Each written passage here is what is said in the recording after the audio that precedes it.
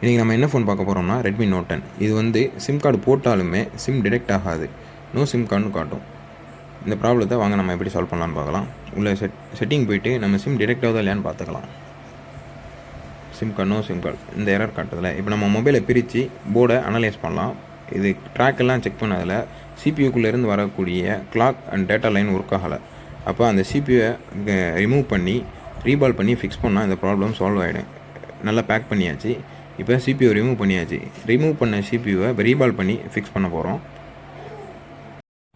இதே மாதிரியே உங்கள்கிட்டையும் Android iPhone mobile வந்து போர்டு கம்பெனியில் இருந்தால் கொண்டு வாங்க, நம்ம ரெடி பண்ணி கொடுக்கலாம். வேறு எங்கேயும் கொடுத்து அது ரெடி பண்ண முடியல அப்படின்னு சொல்லியிருந்தாலும் நோ ப்ராப்ளம். நீங்கள் நம்ம மாஷாலா மொபைலை விசிட் பண்ணுங்கள், கம்பல்சரி பர்ஃபெக்டாக உங்களுக்கு ரெடி பண்ணி தரோம். இப்போ நம்ம இந்த மொபைல் எப்படி ஒர்க் ஆகுதா இல்லையான்னு செக் பண்ணி பார்த்துக்கலாம்.